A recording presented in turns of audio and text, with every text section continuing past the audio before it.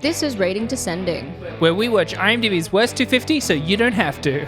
My name is Abigail Ward. And I'm Michelle St. Clair. And tonight we're watching Catwoman.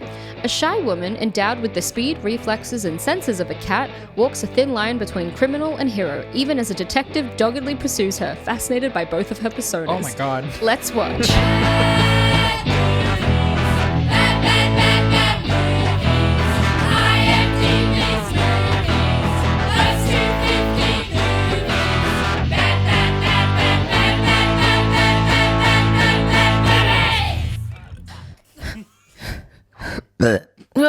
I think you could do a very topical parody of the Clash's song Guns of Brixton, but replace it with Chicken Crimpy. I thought you were going to say Sons of Chickston. I don't know where you were going with it for a second. You know, Sons of Chickston. Chicken Crimpy. Chicken Crimpy. I was just saying that I love Chicken Crimpy shapes. This is not a product placement. We are not endorsed, sponsored by Shapes, although we should be. We're open to it. But yeah, we're open to it. Sling us an email at ratingdescending@gmail.com if you work for Arnott's. This is where someone's going to email in saying Shapes fund the genocide in Gaza. No, Arnott's are just going to be like, cease and desist. You're actually damaging sales in this quarter. Less people have bought Chicken Crimpy than ever. But when you eat a Chicken Crimpy Shapes, it's like eating a hearty meal. Yeah. And the reason I'm so in the mood for a hearty meal is not just that we're still in winter, at the tail end, but still in winter. It's the 1st of September. Oh my God. This is actually the first day of spring. Oh my God. Spring has sprung. But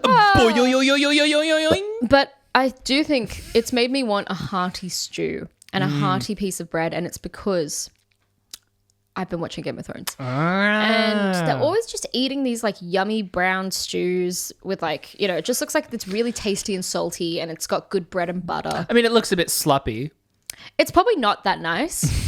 But I've made nice stews, so I imagine it's like that. I think now here's the line I'm trying to walk right now. You're right. They would be yummy and you would make them great. Thank you. I do think you're maybe the only person I know who sees the slop they eat in Game of Thrones and goes, yum. I don't know if that's true because also in Game of Thrones, listeners, email us at ratingdescending@gmail.com if you have ever been kind of, your appetite has been whetted. Salivating. By the inns in Game of Thrones. But there's that inn that Hot Pie works at, and he's a really good cook. So I have to trust that the things in that inn are probably quite yum. Classic English pie. There's a bit where Brienne says this is delicious to him. So I think there's probably at least that inn at the crossroads must be good. If the English know how to cook anything, it's how to put a meaty stew in a pie. I fucking love the Anglo obsession with a pie. Well, it's because it's a bowl you can eat. Yes, and it's ingenious. Genius. And like there's something called a hot crust pie, and the hot crust dough is made in a way where it can retain its shape without a mold, so it can just stand up by itself. You cut it and it should keep its shape. Wow. And it's full of so it's not a sloppy inside, it's a very stiff inside, but it's full of like pork or venison or something. Have you heard of a Stargazy pie? No, that sounds awesome. I love the stars. And do you love gazing at them? Yeah, it's how pies? I mostly interact with the stars. Yeah. Through gazing. Yes, it's the only way I've interacted with the stars. I mean, yeah, same. Well, a dream of mine genuinely is to go to England over Christmas because A, it'd be lovely and it might snow in certain places, but also B, in Cornwall, there's a little town called Mousehole, and that's where the Stargazy pie comes from. And on the 23rd of December every year, they celebrate in that town Tom Borcock's Eve. Who's that? Tom Borcock was a man many, many years ago, maybe like in the 1700s, 1800s. Yeah. Mousehole was starving. They couldn't fish because of storms. But Tom Borcock braved the waters and he went out and he fished and he brought back enough fish to feed the village. And every year they celebrate him. We're and sort they of make the a Jesus of Stargazy Mousehole. pie. Exactly. But the Stargazy pie is quite Victorian, like quite gothic, because it's like, think of a big pie. Sometimes it's a tray or sometimes it's a really wide round dish. Mm-hmm. And then there's they slit little holes into the I meant to talk about Game of Thrones. Yeah. They slit little holes into the pastry and then they push fish heads out of it. So the fish heads are like looking up at the stars. And it's full of like fish and potato. That sounds really English, by which I mean unappetizing. I would never eat it, but I do want to go to Tom Borcock's Eve. That's like a dream of mine. Yeah, okay. So you're not going to eat a Stargazy pie? I think I will try. I think I'll have a moment. I wouldn't even try it. Oh. I fucking hate seafood. God damn it. I wouldn't. I'd go there for the lanterns and for the traditions and I don't know, getting drunk in a pub. They'd be like, oi, the biggest thing here for this tradition, if you really want to feel like a local, is to have one of the Stargazy pies. And you'll go, no, thank you. There's nothing like... There's also Don't give me that shit. I love how they have like eagle pies as well in the Victorian era. Eagle pies? Eel pies. Oh, eel pies. Not eagle pies. Yeah, That's no, kind of that sick. But... eagle pies would be awesome. Eel pies is just more disgusting bullshit. It is. It is. It's like, damn oh, it. you couldn't fish because the Thames was like polluted and then you had to fucking Christ. eat eels. That sounds gross. Mud people conquer the world. Anyway, Game of Thrones. I'm English, I can say it. A few episodes ago, we talked about how I was watching it with Claude and I was right up to the Red Wedding. Yeah. Oh, yes, that's right. Oh my God, I can't believe I haven't gotten an update since then. Well, we're almost up to the Battle of the Bastards at the end of season 6. Oh my God. Okay, so so- we've gone through a lot. Okay, yeah. We've gone through a lot.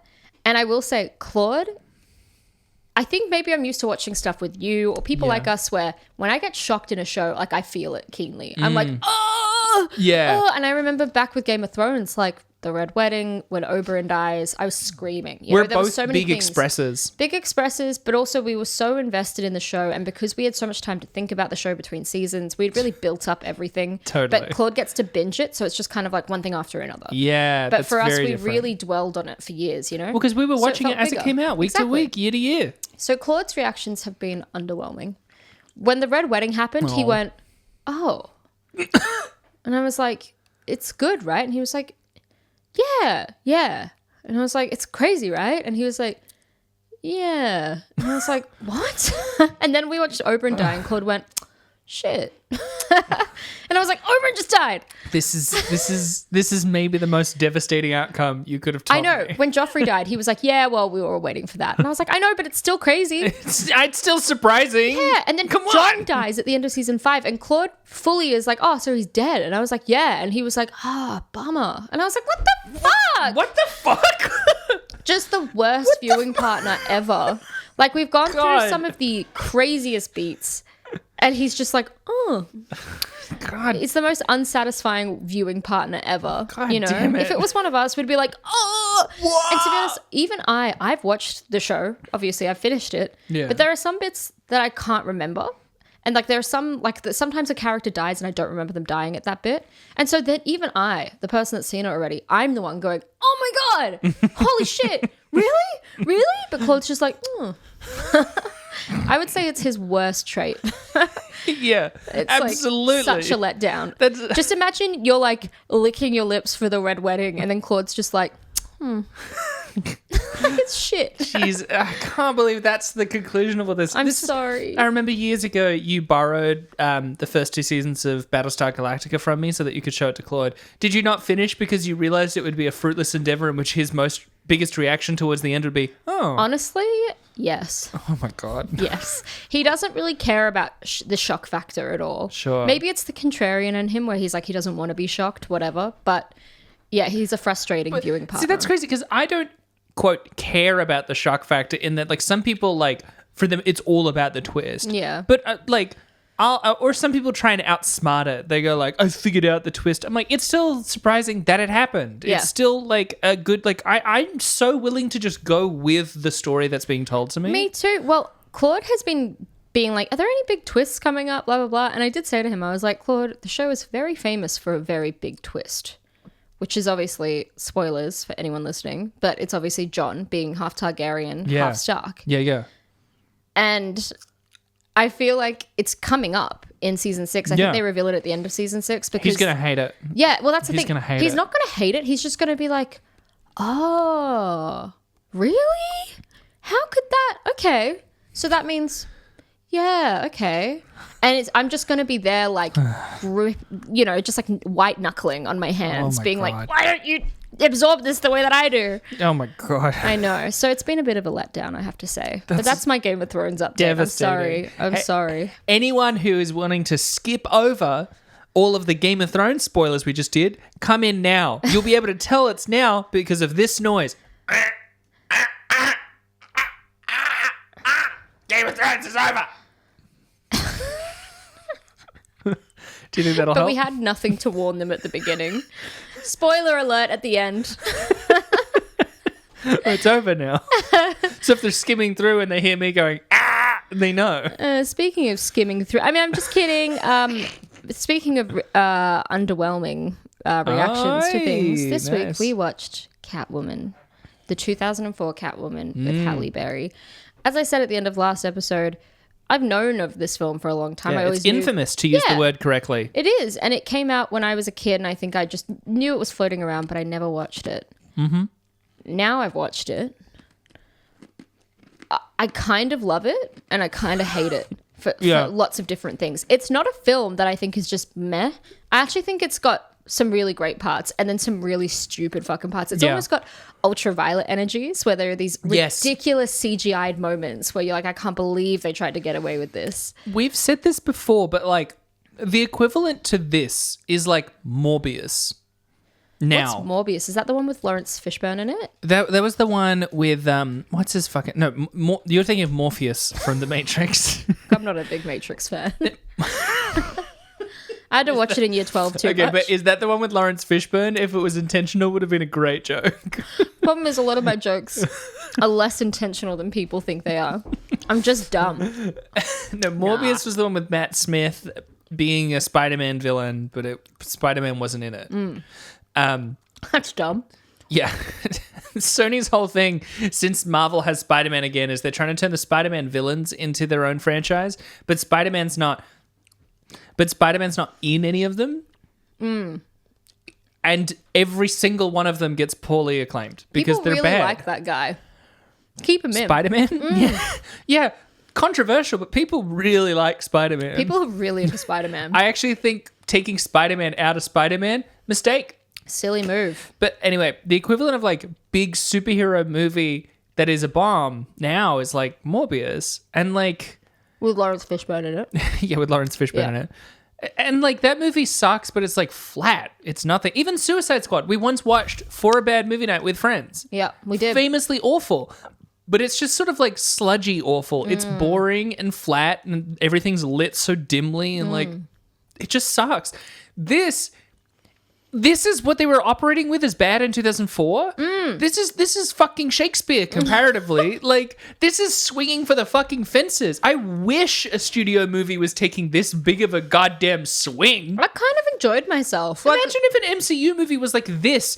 If this is one of the worst, this is 63. This is one of the worst movies of all time. If this is one of the worst movies of all time, then Quantum Mania should get them tried in the fucking Hague. What gets me is that this is the kind of film where people say, that was trash. And then they'll turn around in the same breath and say, but Avengers is great. Like, Avengers is just as stupid and camp, and it's the same kind of film to me. And I feel like the things that they criticized Catwoman for was honestly the fact that Halle Berry at the time was this up-and-coming star. She just won an Oscar, and then they were like, well, she's basically ruined her entire reputation by doing this because now she's won a Razzie. And I feel like Halle Berry got a lot of flack. I mean, also it's the Elektra thing, right? Where it's like it's a superhero movie starring a woman and a black woman at that. Ay ay ay! Oh my god! Naughty! Shut the fuck up! You said it. I'm so mad about the reaction to this movie, given the fucking onslaught of movies that are far worse than this, that have the worst people on the internet constantly defending them from the slightest amount of criticism for years. Yeah. It's a barrage. Yeah. I'm sorry, but like, look, I had to watch this for a podcast, and I probably wouldn't have chosen to watch it otherwise. But... Which podcast? I think it was My Favorite Murder. I don't know. Okay. But I have tried to watch things like The Avengers. Yeah. I've tried to watch superhero films. Yeah. And I always end up turning them off as well. Sure. I don't think that there is such a big disparity between these films as people think there is. And it's a lot of dudes. It's a lot of dudes hating on it. I've at least, I think, on average, enjoyed more of them than you. Though I similarly don't enjoy many of them. But some of them, like Spider-Man 2 is a fantastic movie, irregardless of the genre trappings. Obviously, which Spider-Man 2? Like which? The Tobey Maguire with Alfred Molina is in that one. That one's a fantastic movie. As the Octo guy? Yeah. That's I liked them when I was a kid. I used to go. Totally. I went to see them in the cinema with my mum. I think if you rewatched Spider-Man 2 specifically, you'd enjoy it as just like a great straight-up action movie. Yeah. the Spider-Verse movies are obviously phenomenal. They were nice, yeah. Some of the MCU movies I've had a good time with, even though I hate basically the back 50 minutes of every single one of those movies. But guess what? They're truly just entertainment. They're to entertain the masses. They're to entertain and give joy for like 2 hours to people, but they're not works of art. They're not. But Scorsese said that they were popcorn movies, and there was fucking almost digital riots in the streets. And they made Catwoman, and they said this is the worst movie of all time. What are you talking about? What are you talking about? Quantum Mania is as bad as this. God damn it, man. So we can agree we didn't hate this film. Yeah, I didn't hate it. It's bad. It's bad. Do you want to let me get into some key details? Yeah. So this film was made in 2004. It has 3.4 stars. And it was made by, or was directed by a guy that just goes by the name Pitoff. He's a French director. Okay. I think his name is like Jean-Paul Pitoff or something. I think it's a bit wanky to just go by your surname. Jean-Paul Pitoff. Jean-Christophe Pitoff Comar. What does Pitoff mean? Pitoff. It sounds like it might be like an actual translation for a word rather than one of his names. Sure. Was it Ballistic X versus Sever? Wasn't that also like a single name director? It was, wasn't it? But he was like Thai, I think. Look, I can't find what Pitoff means, unfortunately. But he is the director of this. This was written by John Rogers, John Braccato, and Michael Ferris from a story by Teresa Rebeck, John Brancato, and Michael Ferris. So there's a lot of hands everywhere. Yeah. Jesus. It starred Halle Berry as Catwoman, also known as Patience Phillips when she's not Catwoman. Mm. Sharon Stone is returning. Yes. As Laurel Hedder. What would that make her? Is that like her third film on this? Well, she was obviously in Basic Instinct 2. Was she in something else? I thought she was, but maybe I'm making that up. Let me just quickly see if I can find it on our... No, I think it's just Basic Instinct 2. Okay. We might have seen her in one of the other things we have to watch for the podcast. Maybe. You know? Benjamin Bratt played Tom Lone, Detective Tom Lone. Lambert Wilson played George Hedder. Frances Conroy played Ophelia Powers. That was disappointing to see her in this. Yeah. I like her a lot. And Alex Borstein was Sally. I love Alex Borstein. Yeah, she was great. Yeah, I mean, the Lizzie McGuire film is very special to me. Yes, that's where I know her from. Yeah. Also, I can't remember the guy's name. Maybe you already said it, but like the Merovingian from The Matrix was the boss of the company. I know you said just before that you're not a big Matrix person, but no, but he's got a very distinct face, doesn't he? Totally, and he's really great memorable. in The Matrix as the Merovingian. He's French, isn't he? Yeah. That guy. Yeah, very French, excessively French, one could say, as Lambert? the French often are. Lambert is a silly name. I love it. Yeah, Lambert. Lambert. If I had a son, I'd call him Fortescue. Fortescue. Why Fortescue? Lambert I like because it's like Bert mixed with lamb. Bert of the Never Lamb. thought of it that way. No, Fortescue's like this old archaic first name that's really a surname. I love it. I think it's good fun. And I'd have another son called Mordecai. Oh, see, that's such a classic old school name. It is. Yeah. And then I'd have another son called Ambrose. Mordecai Ward and Ambrose Ward. Ambrose Ward actually kind of works. What do you think of this? Mordecai Centennial Brown Ward. What, Centennial Brown is its own first and last name that is insane but works really well. The more names, the better. Mordecai Centennial Brown Ward, I think, is a little clunky. Kennesaw Tennessee Williams What? Ward. Why are you just putting a different first and last name in the middle of their first and last I think name? the more convoluted You're doing and absurd, the Los better. Angeles Angels of names. Yeah. I'm doing the fucking Union General of names where they all had 4 really ridiculous names. Sure. All right. Here's my overview. Patience Phillips is a shy artist who works for a cosmetics company. When she almost dies trying to help a cat outside her apartment building, she meets a handsome detective called Tom Lone, and they go on a date. When Patience visits the laboratory facility to deliver an ad design, and that's the laboratory facility for the cosmetics company she works for, she overhears a discussion between a scientist and Laurel Hedder, the wife of company owner George Hedder, about the dangerous side effects of a new product they're releasing. Patience is killed for hearing this, but she is mysteriously revived by an immortal Egyptian Mao cat. From that moment on, she develops cat-like attributes. They kill the fuck out of her too. Like, she gets like washed down a fucking pipe. But it doesn't just like push her out, it fucking blasts her out. It's kind of funny. It was really funny. Patience is now a Catwoman and searches for... Wait, no. Patience is now Catwoman. No, but she is Also a Catwoman. And she searches for answers as to who killed her and why. Eventually, her search leads her back to Laurel, who kills her husband and frames it on Catwoman. Tom is forced to arrest Catwoman and realizes his girlfriend's true identity. Patience slips out of her cell and confronts Laurel in her office and beats her in a grisly fight. Although Patience is cleared of any charges made against her, she decides to end her relationship with Tom to be free as Catwoman. Nice. The end. She does at the end kind of do like... Because Catwoman traditionally is anti-hero that is sometimes villainous. You know, that's her whole thing, is she's sort of morally grey as a character. And they make a point of that in this film where she's like, I can be bad and I can be good. Yeah. But at the same time, in this, she's not really bad. No. She's kind of unequivocally just a hero character. But she doesn't do anything bad because the only thing she cares about is getting revenge. And so it's like, oh, well, objectively, that's okay. Yeah. They did kill you. Also, a thing I was confused about. So, like... sorry, I just reread one of my notes.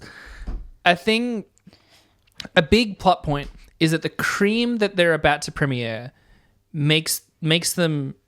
It's like, it does make them look young, but it also kind of dissolves them, and it's also addictive. The idea is that once you start taking the cream, you can't stop, or else your skin will just degrade and fall off you, essentially. Yeah. If you keep using it, your skin will be like porcelain, like marble, and you won't be able to feel anything. Well, that's sort of like the reveal at the end, is that... But also, like... So for one thing, Alex Borstein's character is taking it, and she's getting headaches, which seems to be... part of it, but also is not discussed at any other element. Yeah, it sounds like it's bad for your brain, but the main antagonist, Laurel, seems to use it, and she doesn't get headaches. She doesn't get headaches She's not at in all. hospital. And also Alex Borstein doesn't then start dissolving and no, she's getting used fucked it up. a bit, and then they're like, But she said she's been using it for weeks. Oh, well, it must take ages to actually have negative effects. It's not that bad. And also, then, like, Sharon Stone's character has been using it for years, she says, which also, it's crazy that they developed it years ago. But it's made her skin like marble, and that also means that she's getting punched and hit, and it's not just that she can't feel it, it's not hurting her at all. Which I actually thought was kind of fun to introduce that into the last fight. Yeah. It's like, oh, she actually has an advantage because of this whole cream storyline. But at the same time, so I know it's unethical to give someone a product that if they stop using it, their skin starts getting all fucked up. I do think. But where do we find the line? Well, but I do think a cream that makes you invincible maybe has some applications. I think... Is it unethical if you did advertise, which they're not, and that's the unethical part, that, hey, you could have skin like marble that's indestructible and you'll look amazing, but you need to know that you have to keep taking it. Because it's crazy that they're trying to hide the make you invincible part. That's not part of their advertising. They're just like, it'll make you look young. Hopefully they just keep taking it for that reason, because otherwise they'll start to look hideous. I think, if you're upfront with them and go, guys... It'll make you invincible, but you do have to keep taking it. So really think about it. I think there's a huge market for that. I think there is too. Like, that's how my fucking antidepressants work. Like, they're like, hey, this will make you feel fucking fantastic. But just so you know, if you suddenly stop taking it, the worst. Yeah. It's going to get worse. Yeah. So just keep taking it. No, you're so right. Yeah, we have products like that all the time. If you're upfront, I think they could sell a lot of it. Women, unfortunately... because of the society we live in, are pretty desperate for age remedies. Yeah. Women are afraid of aging because they're afraid of becoming insignificant and lost. And that's even what Laurel says in the film. She's like, once I turned 40, no, like they just got rid of me. Yeah. I think a lot of women have felt that. They totally. enter middle age and suddenly they're invisible. I also think, like, you know who would buy the fuck out of that product? The US military. Yeah. Oh, yeah. Like, they don't give a fuck how they look. They could just keep buying the cream and making super soldiers who can't feel anything. Like, or like they this buy is an the cream, will be cream. like, hey, like, let's expand on that. Let's make something that isn't just about, it isn't like an age remedy, but just something that makes you fucking invincible and painless. Yeah, they don't have to talk about the beauty of it at all. It's actually just the fact that it makes you basically invincible. That'll sell. Yeah. That'll absolutely And you can apply it to your entire body. Makes you look beautiful is a side effect. Yeah. Also, it doesn't make you look, it just makes you not age. I also think it's kind of funny. It felt very bizarre to me that the whole film had this, because of the cream plot, it then has this like underlying theme about the idea of women getting sold a dream that shouldn't matter, that's false, that is actually sabotaging them or their happiness, which is a good theme. But it's in Catwoman. And Catwoman very explicitly sexualizes and objectifies Catwoman. Yeah. And not really in an and not really in an empowering way. Usually in a historically really sexist and stupid way. And I just don't know where that does fit in this film. Like, it's a nice notion, but I don't believe it when you've got Halle Berry in the tiniest little bra and the lowest cut pants ever. I don't believe that the people making this film, the men, are really there for us as women. You know what I think makes that more true? So I forget, did you say you have seen Batman Returns? I don't think I have. Okay. So in it, the Michelle Pfeiffer Catwoman, she loves cats prior to getting killed by, I mean, this is not a spoiler because it's a first act thing, prior to getting killed by Christopher Walken's character towards the beginning, right? And so when she comes back because of the cats and stuff, the fact that she becomes Catwoman is really natural. So even though it's like a sexualized outfit, it's stitched together. So it's like she is sort of an undead cat person. Yeah. And so she is dressed like an undead Catwoman taking revenge. So even though it's a sexual outfit, it doesn't feel quite as inherently sexualized because it feels very tied in. Yeah. Patience is just a woman. Yeah. She just wakes up. She just wakes up. She doesn't have a cat. No, she's just got animal-like instincts where she's sniffing a bunch of shit. Yeah. But then she's still a woman. She becomes a Catwoman, but like it makes her outfit choice insane. It does. I hated the Catwoman outfit, to be honest. I didn't like it. There's been plenty of them in the past that have been much better. I really liked Anne Hathaway's just because it really fit her body well. And it was really stylish. It was just like a really cool zip up. And it was I like her like mask in it. Yeah, I think it was like the perfect catsuit where it was like she looked sexy, but also she looked like she could actually move in it. It's a bummer that she doesn't have more to do in Dark Knight Rises because I actually think she really could have sung as Catwoman in a better Batman movie. Yeah. You know, I think she did a good job. I think it was a good outfit. I think it was a good take on the character. Yeah. And it was just fun for her to show up in that franchise as well. Totally. But yeah, the weird fake attempt to weave some feminist ideology into this film to me was like a bitter pill, you know? It wasn't my favorite part of the film. You know what also wasn't my favorite part of the film? Her haircut. Yeah. I fucking hated haircut that she gets hair. halfway through. Her hair looks so beautiful at the beginning of the film. Nice little ringlets, really nice dye. Like it's like a lovely like light brown. It just looks so good on Halle Berry because she's so beautiful. And then she does this like weird fucking gelled up cut with the weird little fringe coming out of it that I think will never age to be elegant. No, it's the most 2004 cut I've ever seen. Yeah. It's not the kind of thing where in 50 years we're like, oh, but it was just a really nice product of its time. It's like those horrible perms in the 80s where enough time has passed where we should think it's cute and retro, but really it just looks shocking. It's the same thing. I would argue it's almost up to the minute fashion because it is so of its moment that it feels like it would not have been what the haircut was in any other time. It's just the volume at the back with that horrible fringe coming out. It's distractingly ugly. It's almost like the Karen cut. Yeah. But done in a slightly more fashionable way that somehow also looks worse on her. But really, if you put that on like a white middle-aged woman, it would just look like a Karen cut. Because she's also got the little frosted tips because it's 2004. So there's all sorts of bad stuff going on over there. I did love when she was getting confused about the cats and not understanding it. She goes to Google and she just types in cats. Full stop, women. Yeah. Cats. It's like the first time she's ever gone on the internet. Well, I mean, hey, to the credit of the movie, she did not find anything useful from that. No. What I liked about this film was the presence of cats. There was a lot of little babies. A lot of little cats. Meowing and going, pring. Now, this is your episode. Is there I don't know enough about the Catwoman lore. I've never seen a connection to ancient Egypt in a Catwoman thing before. Is that just for this movie? I haven't either. Sure. I think that a lot of the inspiration for the Laura and Catwoman in this was from the Eartha Kitt one. Oh, okay. Namely because, as you might have noticed, she's not Selena Kyle. Yeah, she's not. Patience Phillips. Yeah. And apparently part of the lore that I read about is that Eartha Kitt, her Catwoman, mentions that she's got a granddaughter called Patience Phillips who lives in Lake Town. Okay. And that's where the name comes from. That's where this character comes from. Right. She's not Selena Kyle. Yeah. She is the granddaughter of Eartha Kitt's character. Now, I'm not gonna wade into a debate about which, like, whether Patience Phillips v. Selena Kyle is a better character, but I will say Selena Kyle is one of those names that as soon as you hear it, you're like, that's a character. Yes. Patience Phillips, you hear and you're like, that's a person. But as for the whole Egyptian mythology aspect of it, I couldn't, there was nothing in the information about the film as to where that came from. Sure.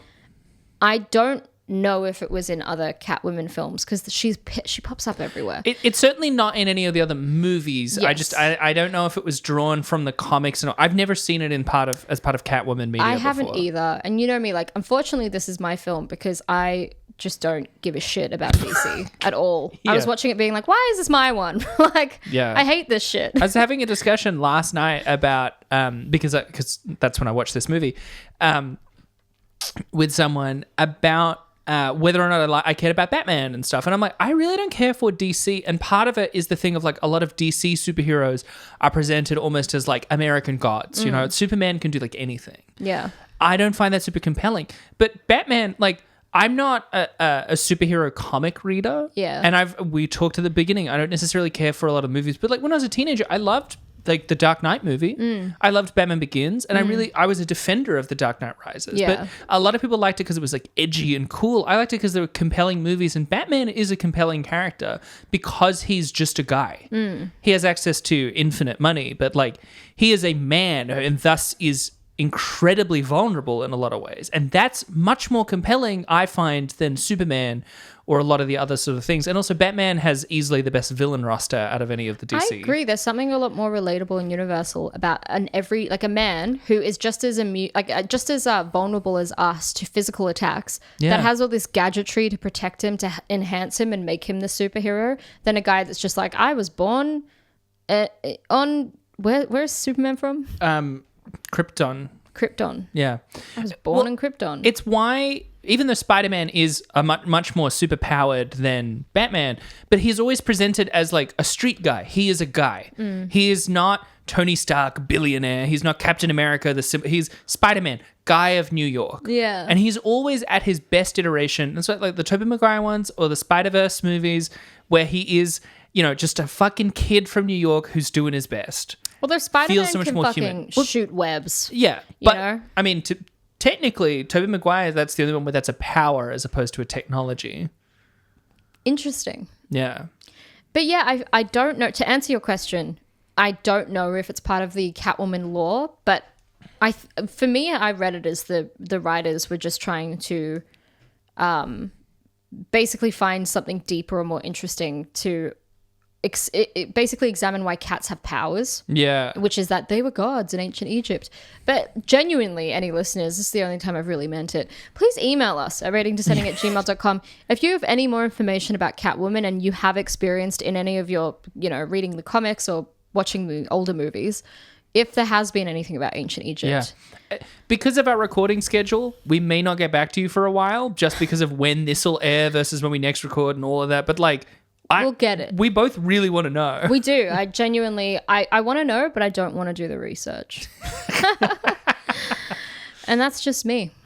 I can't believe we've gone this far though without without talking about two different things. One is the basketball scene. Yeah. The sexy basketball scene where she has a smile like she's had more Xanax than I've ever seen a human take in their life. I want to be like that. But she also has dead eyes. I want to be like that so bad. I want to be on Xanax. Yeah, but Abby, you have lively, beautiful eyes, and you don't want Halle Berry's sort of dead, waking eyes. One time I was really stressed out and Claude did give me a Xanax because I was like having a really shit day. Yeah. And I was so happy. Oh my God. I was walking around the house and I took off my clothes. I was like, look at me. And look at mirror, I was really gacked on it, to be honest. Yeah. I hadn't been that happy in a long time. Wow. This was many years ago, though. Sure. This was in the midst of, drug-related issues. Oh, sure. Really Well, hey, easy to come down. I hope you can start feeling yourself without it. You're a beautiful woman, Thanks. but that basketball scene was insane. I loved it. I love that it was just a shot where she's like popping her ass out in front of him and he's like, whoa, behind her. You can you can see his erection on every other part of his body, And then there's a bit where she jumps to shoot and then she kind of pushes him down and over. Yeah. And she's just sitting on top of him and kind of straddling him in front of children for a lot too long. But the whole that whole sequence of her adjusting to being Catwoman, it almost presents itself as a second personality. Like she'll be her normal Patience Phillips, and then she'll suddenly get this delirious grin where she's like, I'm just gonna do it. It's like when Ophelia, the Catwoman, who owns the Egyptian Mao that revitalized Patience. Is that a kind of cat? It is. It's a real kind of cat. Why is it just named after the noise? Mao. Meow. Meow. She gives her this bowl of catnip and then she's just like rubbing it into her face with her palm. But then it immediately hard cuts from that to her just walking on the street. Yeah. It doesn't resolve. It's so good. It's so stupid. Presumably she just went, oh, sorry, and grabbed her bags and then just left. And the woman didn't say anything. Did you want to hear some trivia? Yes, please. IMDb trivia. So, Michelle Halle Berry, all right? Yeah. She became one of Berry. only 6 actors in history, only 5 at the time, to possess both an Oscar and a Razzie after her win for the infamous performance in this movie. Wow. She also became the first person to accept their Razzie in person. Wow. She walked out on stage and proudly held both her Oscar and her Razzie aloft. That's great energy. I know. And she said, and she, feigning tears, said, I'd like to thank Warner Brothers for making me do this god-awful piece of shit movie. She sounds really fun. Yeah, she does.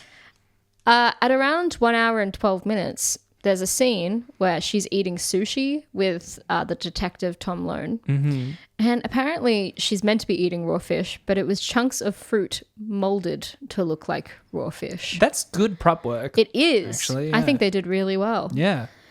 43 little kittens were trained for the film. Aww. Halle Berry adopted one of them afterwards. An orange and white youngster named Play-Doh. It would have been nuts. Orange cats are fucking crazy. Yeah, that's what they say. This looked more like I looked up Play-Doh because I wanted to see him. And there's a really cute photo of them together. Apparently Play-Doh died a few years ago, obviously, and she was really heartbroken. It has been quite a while. It's been 20 years. Yeah. Okay. All those cats are dead. Yeah. Okay. Yeah. But there's this cute photo of her holding him, and he looks very cream with a bit of ginger on the back. Okay. So maybe he's less crazy. Yeah. Maybe his brain is just 2 more cells. Well, I also read that apparently she wasn't like a cat person at all before the film. She owned 2 dogs. And then she had so much time to bond with so many of them on set that she was just like, I love them. I need this fucking cat in my life. And that's how they work. That is how they getcha. work. Yeah. It's like when I met Claude, he wasn't a cat person. I was like, that's a problem. Yeah. I have 2 cats and I kind of love them more than you right now. We haven't domesticated cats. They've domesticated us. Yeah. And now he's like obsessed with them. Yay. It's the kind of thing where when we go out, he's like, what do you think the little women are up to? My little women. My little women. One of Halle Berry's stunt and body doubles is a 29-year-old Hawaiian male actor named Nito Lariosa, an expert in martial arts. Nice. Probably had a fat ass. According to Alex Green, the whip master. Imagine if you're a whip master. That'd be a great credit. Yeah. And that's what I love about when I read into this. It sounds like Halle Berry really took the time to train for the film. She took martial arts lessons. She learned a Brazilian form of martial arts. Oh, yeah. And Capoeira? Yes. And she learned how to crack a whip. She learned how to be able to hit things with her feet. I think that's just cool. She genuinely practiced for this. But anyway, according to the whip master, Halle Berry needed a week of 90-minute practice sessions before she was able to successfully crack a whip. Cracking a whip looks hard.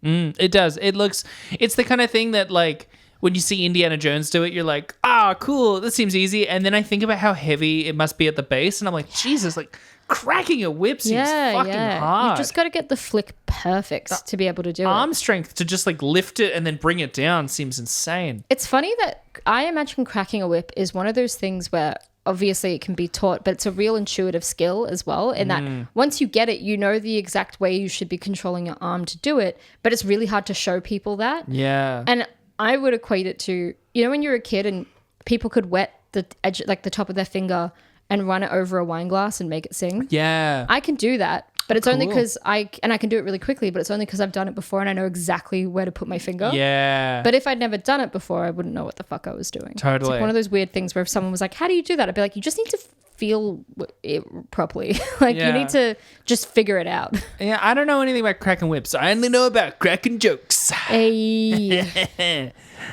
I don't crack whips. I crack quips. Am I right? Oh, that's pretty good. That's a good punch up. Thanks. The scene where Patience tries to rescue Midnight, the Egyptian male cat, from the ledge and is then saved by Tom Lone when she nearly falls was originally supposed to be the opening scene of the film. That would have been fucking crazy. This is why she's working on her graphic design to turn in that same day and why she's in a hurry and bumping into people on her way to work in the final cut. Oh. This resulted in a continuity error, though, as moving the scenes around made it seem like all the characters and extras are wearing the same clothes as they did the day before. And it's true. That is true. The film starts with her running to work. Yeah. They're all in the same clothes. And then it's the next day and she's at home painting. And then she's like, I've got to get to work. And she's running off to work. It's weird. It is. It truly is weird. Yeah, I guess. It's a continuity nightmare. It's like, hey, we shot all this stuff when it's meant to be over one day. Could we make it two? I guess in my head, movie characters kind of just dress the same all the time. So I'm like, yeah, they just dress like that. I guess it is a superhero film where Yeah. people do wear the same shit all Yeah. the time. Whatever. Fuck you. Halle Berry had major issues with the costume's practicality. When first trying it on, she complained that at one point it was too tight and uncomfortable.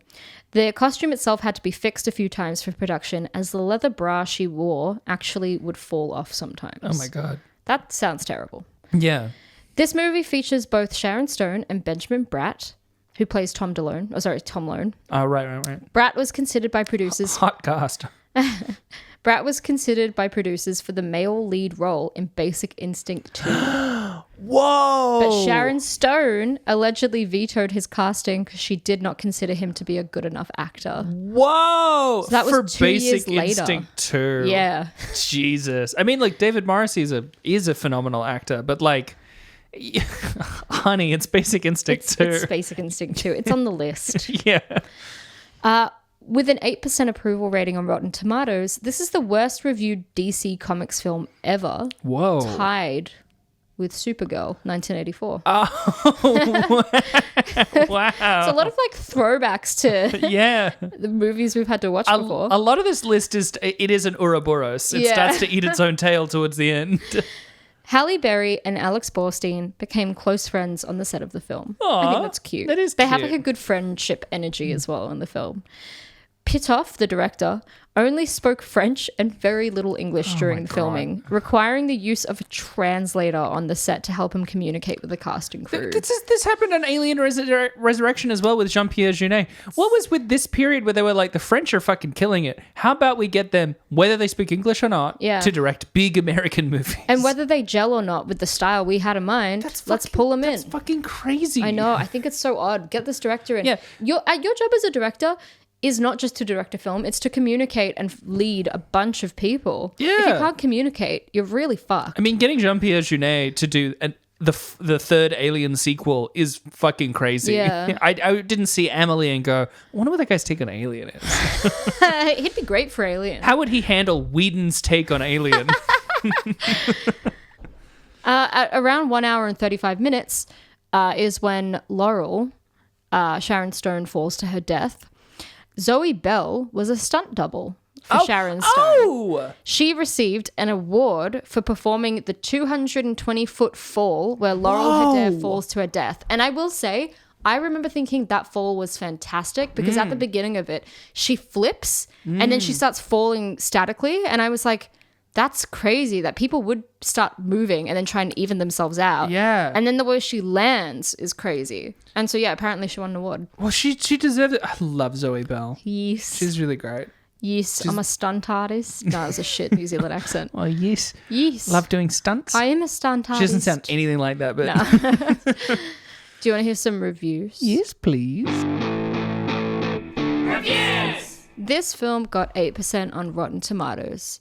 It appeared on Roger Ebert's most hated films. He criticized the filmmakers for giving little thought to providing Berry with a strong character, story, supporting characters, or action sequences, but he primarily criticized the film for failing to give the audience a sense of what her character experienced as she was transformed into Catwoman. He rather referred to it as being a movie about Halle Berry's beauty, sex appeal, figure, eyes, lips, and costume design. It gets those right.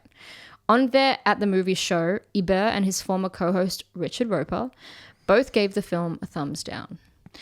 In July 2024, the 20th anniversary of Catwoman, IndieWire described the film as a superhero cult classic that has become a sleeper hit.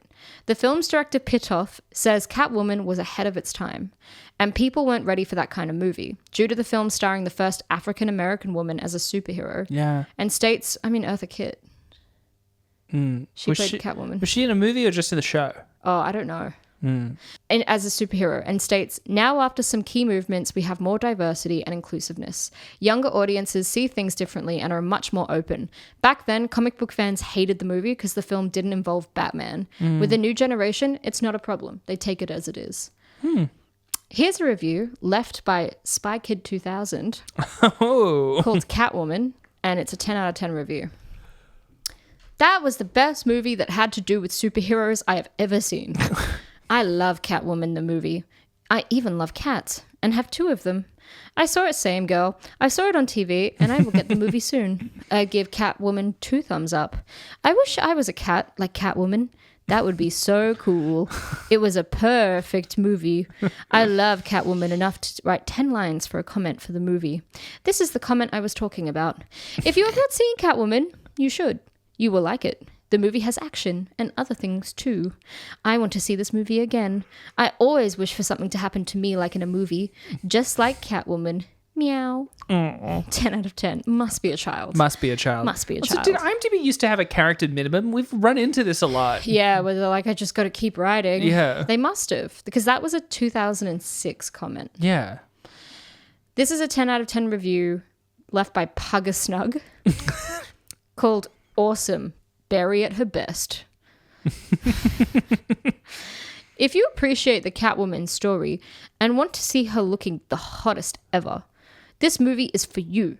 Some argue that this director changes scenes to quick blah blah blah. It's great entertainment, not a movie trying to rewrite the history of Catwoman. Take it for what it is, entertainment. You will enjoy yourself immensely. Yes, the storyline is strange, how the cats are involved in it, and the alleged history behind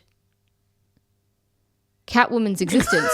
But it's fiction, so anything is possible. This is the best Catwoman yet. Costume and choreography are superb. I bought this movie immediately. This chick played her part flawlessly. This chick. As if a Catwoman were a part of her everyday personality. 10 out of 10. Puggasnug. Puggasnug. You really need to learn how to punctuate. Yeah. Here's a 10 out of 10 review left by Max called OMG Low Rate. Why? Oh my God. Sorry. OMG. What are you people thinking exactly when you watch this movie? It is very simple to understand, low rated. I'm really shocked. I watched this movie without knowing this low rate. Okay, it's simple story, but come on, it's really nice as it is. By the way, it's not easy for me to like a movie. My favorites, The Godfather, Titanic, The Shawshark, Terminator 2. And I like this one. So do I have bad taste? I don't think so. Nice acting story. Good line. Nice acting story, good line. Nice picture, cam effects, etc. Come on, give it another chance. Oh my God. 10 out of 10. But that was just the rantings and ravings of fucking lunatics. What's your review, Michelle? Look, this movie is colourful, and it has this really interesting use of, I think, really wide angle lenses. Like a bunch of the close-ups are like that, which gives it a really sort of distinct cinematography compared to a lot of other superhero movies. You know, I do think it has a distinct look and style, even if it often doesn't work. I think, honestly, one of the biggest things letting this movie down, sure, you could say the writing. It's nonsensical. it repeatedly contradicts itself. You know, I even pointed out earlier sort of plot holes. Yeah, sure, those are all problems. I think what keeps it down is the fucking awful CG. Yeah. It's maybe some of the worst CG I've seen, and used... And the lines. The lines are horrible. Like, the opening monologue It's was terrible. shocking. Apparently, they stole it from The Crow. I don't really enter that into the trivia, but they just took the opening monologue from The Crow, and then they just changed the word crow to cat. That's crazy. I died, but I lived. We'll get to all of that. Oh my god. Yeah, the CG was really ugly and awful to look at, and used quite unnecessarily in parts. You know, there's a bit where she's just walking forward and whipping, and it's clearly like a CG model, and I'm like, you don't need. What is this? What was wrong with Hallie? I know. So I don't know. Maybe I was about to give it a 5, but I don't think it is a 5. I think it's like a 4.2. Yeah. Because I think it is better than it's rated on here, for sure. For sure. It isn't good. But I had a really good time. See, I've trapped myself because last week I gave Dumb and Dumber a 4. You did. But I don't want to give this a 4, but that's not right. But also, I had more of a memory, the nostalgia of it was what made me give it a 4. But for me, this is like a 3.8. 3.8 out of 10. Yeah. Yeah, I just did. I'll probably never watch it again because it's not bad enough to enjoy watching a bad film, but it's not good enough to ever go back to. So it's just nothing, really. Yeah, that's fair. I do think a classic like bad movie night, this is a good pick. Yeah. I think it's fun. It wouldn't be a top pick for me because I don't think No. it has enough moments of everyone going, what? Yeah, that's You know? true. I think, but I do think for that kind of bad movie night, you really need to pick movies that in particular have a strong open and ending in terms of their entertainment value. And I do think this has that. You can get away with a slow second act in a bad movie night because by that point, people are already sort of in it. They're chatting through it. Doesn't matter so much. But you want a strong beginning and ending. Yeah.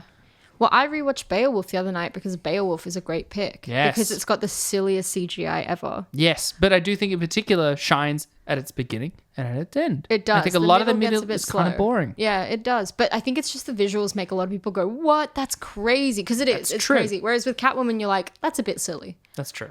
But Well, it's not crazy. I'm going to stand by 4.2. Well, guys, did you love that? We loved it. If you did love it, we're on social media as well. So you can find us there. We're on TikTok we're on Twitter at RateDescendPod. We're on TikTok at RatingDescending. Or you can email us at ratingdescending@gmail.com. Nice. Or you can find me on my own social media. You can find me on Twitter and Instagram at michelle.stclair or Instagram at mstclair. And we're on YouTube now if you want to check us out there as well. And once you've done all that, please leave us a review wherever you get your podcast. I noticed Pocket Cast now lets you leave reviews. You know, Overcast lets you read them. So, you know, if you're not on Apple Podcasts or Spotify, you're on one of the smaller podcatchers, double check, see if they let you leave a review because you know what? It really makes a difference. Well, that was Catwoman 2004. What are we watching next week, Michelle? Oh, Abigail, next week we're watching Fear.com. Oh, Yeah, but you know what? You know what little thing I saw that gave me a little hope for this one? what? Released 2002. Oh, That's pretty good. Oh, could be fun. that does give me more hope. Could be fun. It'll be like a nicer aesthetic. Yeah. Could like it might look like a movie. Yeah, It could be like a maybe. movie where stuff happens. Yeah. We'll find out. Oh, You know. boy. Well, join us there. See ya. Bye.